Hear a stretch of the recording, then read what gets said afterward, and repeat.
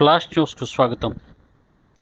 ఆంధ్రప్రదేశ్ రాష్ట్ర ముఖ్యమంత్రి నారా చంద్రబాబు నాయుడికి వైఎస్ఆర్ కాంగ్రెస్ పార్టీ సీనియర్ నేత, కాపు ఉద్యమ నేత ముద్రగడ పద్మనాభరెడ్డి శుక్రవారం విడుదల చేసిన లేఖ రాష్ట్రంలో సంచలనంగా మారింది.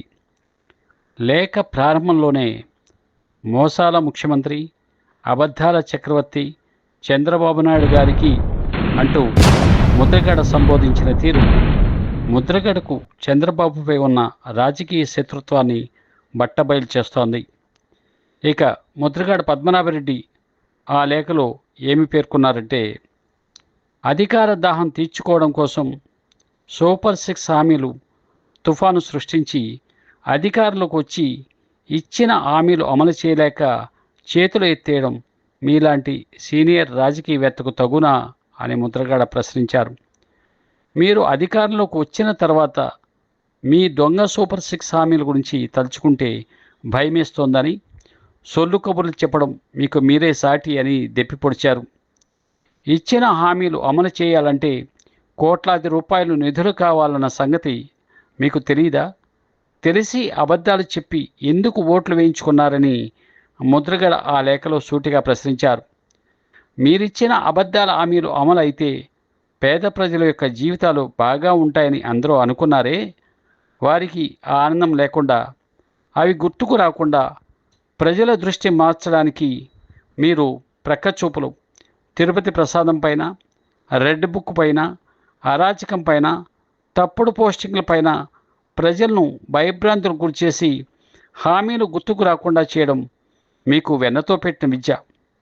బాబుగారు, ఎప్పుడైనా తమరు రాజకీయ జీవితంలో నిజం మాట్లాడారా అని ముద్రగడ ఆ లేఖలో సీఎం చంద్రబాబును ఉద్దేశించి ప్రశ్నించారు. ఈ మధ్య రోడ్లు వేయడానికి నిధులు లేవని పీపీపీ పబ్లిక్ ప్రైవేట్ పార్ట్నర్షిప్ పద్ధతిలో రోడ్లు వేయడానికి నిర్ణయం తీసుకున్నట్లు పత్రికలో చూశానని అన్నారు. రోడ్ల మీద తిరగడానికి వాహనదారులు లక్షలాది రూపాయలు ఎంవీ ట్యాక్స్ రూపంలో కడుతున్నారని, మరలా మీరు పీపీపీ పద్ధతిలో తోలు తీసే ట్యాక్స్ కట్టించుకోవడం న్యాయమంటారా అని ముద్రగడ ప్రశ్నించారు. బాబుగారు, ఇదే పద్ధతిలో మీ మంత్రివర్గంలో సగం మంది రాజకీయ నాయకులను, మిగిలిన సగం ప్రముఖ వ్యాపారస్తులను చేర్చుకొని జిల్లాల అభివృద్ధి వారికి అప్పచెప్పి తోలు తీసే ట్యాక్సులు లేకుండా చేస్తే మంచిదని ఒక ఉచిత సలహా కూడా ఆ లేఖలో సీఎం చంద్రబాబుకు ముద్రగడ ఇచ్చారు. అలాగే ముఖ్యమంత్రి పీఠం కూడా పీపీపీ పద్ధతులు చేస్తే మీ పేరు ప్రపంచవ్యాప్తంగా చెప్పుకుంటారని వ్యంగ్య ధోరణిలో ముద్రగడ ఆ లేఖలో పేర్కొన్నారు. విశాఖ స్టీల్ ప్లాంట్ కోసం అప్పట్లో 70 మంది గౌరవ శాసనసభ్యులు రాజీనామా చేయడం, అమృతరావు గారు ఆమరణ నిరాహారదీక్ష చేయడంతో ప్రభుత్వం దిగివచ్చి ప్లాంట్ ఇవ్వడం జరిగిందన్నారు. అలాగే తమ పిల్లలకు ఉద్యోగాలు వస్తాయని, తమ భూములు తక్కువ ధరకు ఇవ్వడం జరిగిందని, అంత కష్టపడి సాధించుకున్న స్టీల్ ప్లాంట్ ప్రైవేటు పరం చేసే ప్రయత్నం అడ్డుకోకపోవడం చాలా అన్యాయం అన్నారు. ఉద్యోగాల కోసం తప్పించే యువత కోసం, ప్రత్యేక హోదా కోసం ప్రయత్నం చేయకపోవడం చాలా అన్యాయమని ముద్రగడ తన లేఖలో ఆవేదన వ్యక్తం చేశారు. సూపర్ 6 హామీలు, స్టీల్ ప్లాంట్ ప్రైవేటు పరం అవ్వకుండా కాపాడటం, ప్రత్యేక హోదా అమలుకు కృషి చేయండి, అంతేగాని అమాయకుని జైల్లో పెట్టి కొట్టించిన మంచిది కాదు అని తన అభిప్రాయాన్ని ముద్రగడ పద్మనాభరెడ్డి ఆ లేఖలో వ్యక్తం చేశారు.